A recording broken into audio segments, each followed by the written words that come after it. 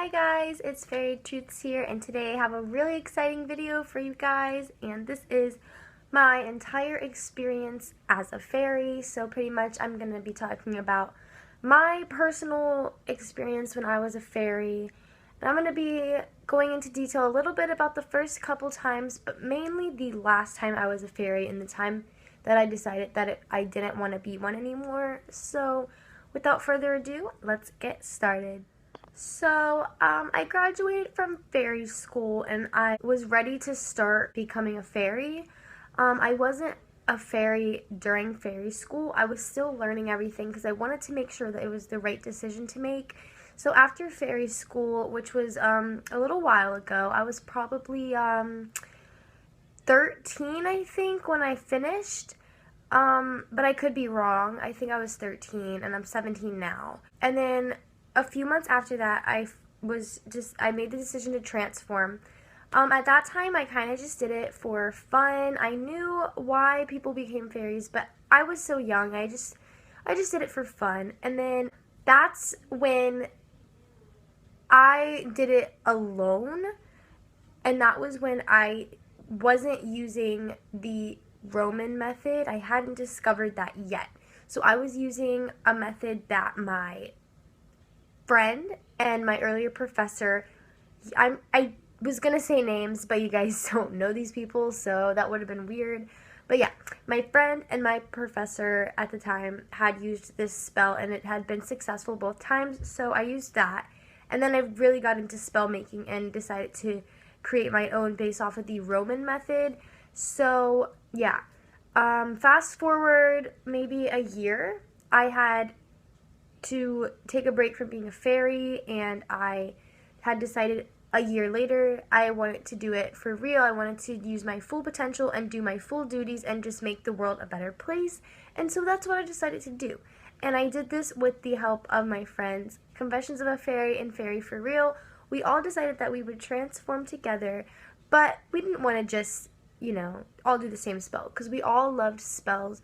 So we all worked for a really long time to create 3 different spells that worked proficiently, efficiently, whatever, that worked for each one of us individually, And so that's where my Roman method came from.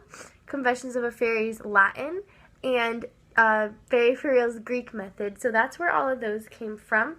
And we each used them, and it took about the same amount of time, I would say, for us to all transform.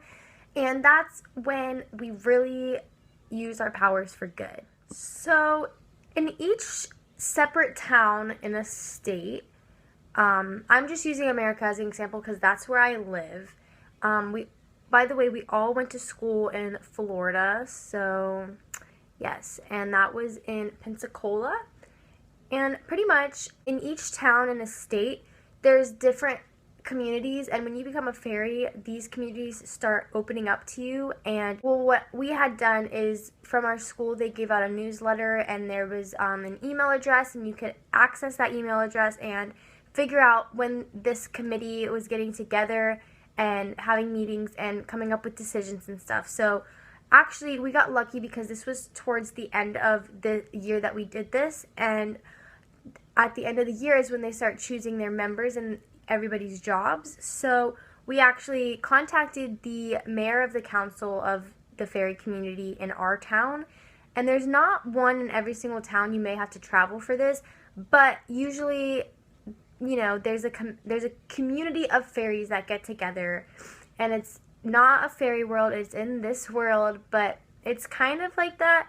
And basically what they do is they get to know each and every person that's part of the community. So it was myself and my 2 friends, and we joined the community. So basically we all joined this community, and after a week we were in and we were accepted into the community, and you have to prove that you're a fairy or else they won't let you in. Yeah, so we joined this community and we were each given jobs based on our auras.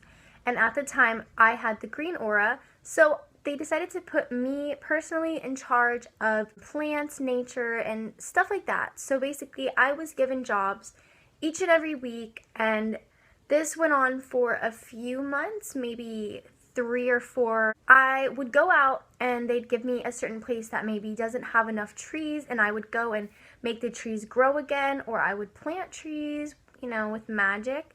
And then they would give me places maybe where there's not enough insects or animals, and I would do spells to lead the animals and insects to that area, making sure that they come from an area that's plentiful of these animals and insects. And it was all really great, and I really, really enjoyed it. And we could see the community just growing and becoming a better place. And we live in a very small town, so you know, there's not a lot of nice things, so for that to happen kind of like warmed everybody's hearts, and it was awesome. And you know, they had their own jobs that they did, but I'm just talking about my personal experience. So this is what I did. I was in charge of planting, repairing plants, guiding animals and insects and other things like that.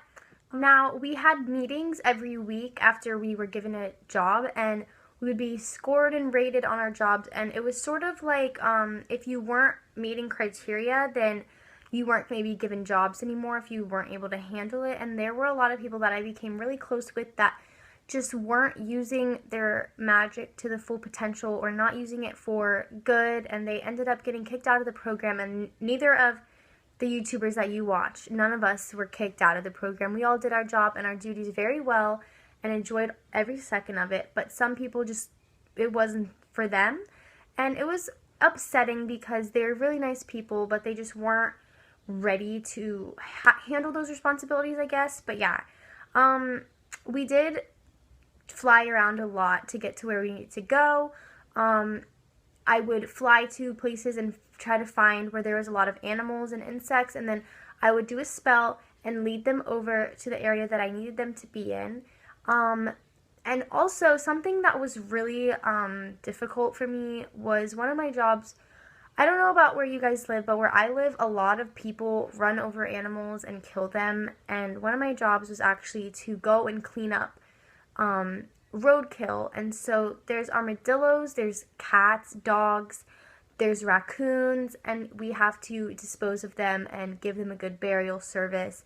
And that's just something that we believed in, that everyone is deserving of a nice funeral. So we would give the animals from the side of the road funerals. We'd find dead animals in the forest, in the woods. And I don't know if I mentioned this before, but fairies attract animals. So it's not like these animals are going to be ferocious and vicious with us. We have a certain way of I don't know how to explain it, but we have a certain way of getting them to treat us like one of their own.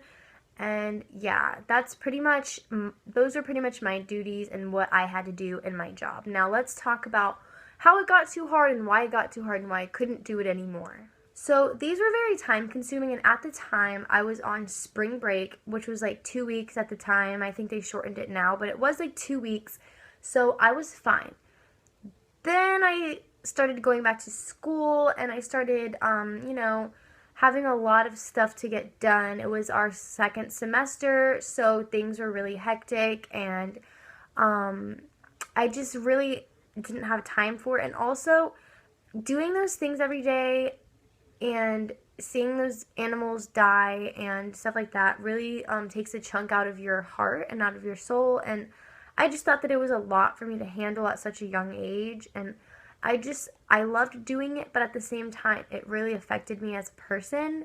So I went to the board of the council, and I spoke with them, and I let them know what was happening, and they said it wasn't the first time that they've heard this, and that they would always accept me back when I was ready, and that they completely understand. So it wasn't like they were mad at me or anything. And you know, all of us kind of felt this way too, because their duties were just as difficult as mine were. So we all made the decision together that it just wasn't right at the time, and that maybe we just were done, and we served our time, and everyone gets a chance to do it. So there's plenty of younger people that were my age, that are the age that I was, that are doing it now, so I think that's good. And I'm still active with the community. I still message them and make sure everything's going okay, and if they ever needed me again for a short amount of time, I would love to go and help them out. But yeah, that's pretty much my experience, and I'll make a part 2 to this, answering other questions that you guys have, so leave those down below because I didn't know what else to talk about here. So yeah, thank you so much for watching, and I hope you got some information out of this, and I'll see you next video, and make sure you ask your questions. Bye!